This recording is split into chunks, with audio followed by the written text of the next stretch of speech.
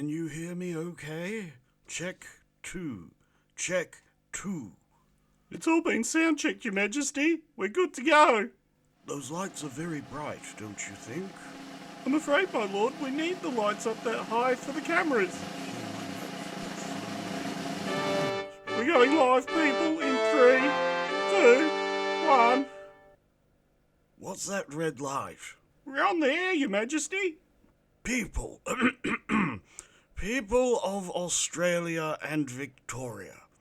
I make this following statement as self-proclaimed King of the Royal Sovereign Undemocratic Imperial Commonwealth Territories and Dominions of Ondatable. I do hereby declare independence from the Commonwealth of Australia and the former colony of Victoria, now State of Victoria. Our secession from Australia and Victoria comes at a time of upheaval for my people, mostly caused by me. I've a crown on my head, proclaiming myself sovereign of these lands, consisting of a 7 by 5 metre shed. I have always fancied myself being in charge, so I expect to be obeyed by all who call Ondatable home. I declare Ondatable will not host the Commonwealth Games, as our nation lacks the funds, infrastructure, and basic space needed for such an event. Also, it just seems to be cool to make such a statement like Victoria and Alberta have done. And might I add, we also blame Dan Andrews, because we can. Minifigures such as I have no legal standing currently in society. We feel manipulated, pulled apart, and reassembled, almost a plaything.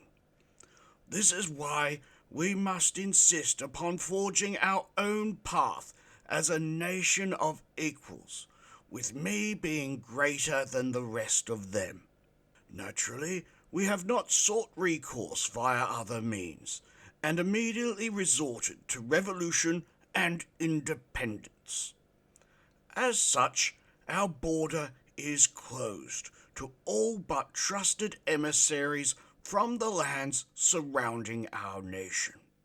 We hope our sovereignty will be respected, but if force is used, we have at least 30 spearmen, axemen, archers, and knights prepared to defend our borders from any adversary.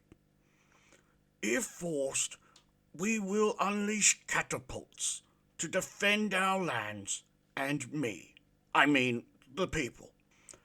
I envisage a great time of change for the people of Ondatable, a time of growth as we build a new society and city.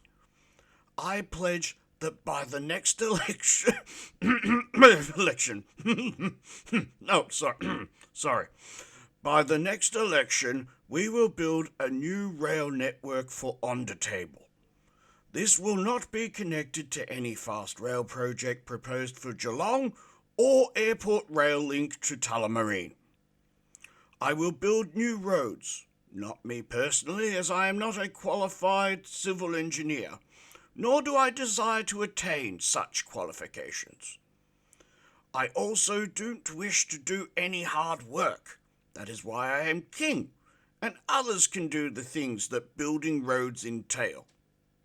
During construction, we plan on creating the maximum inconvenience for drivers.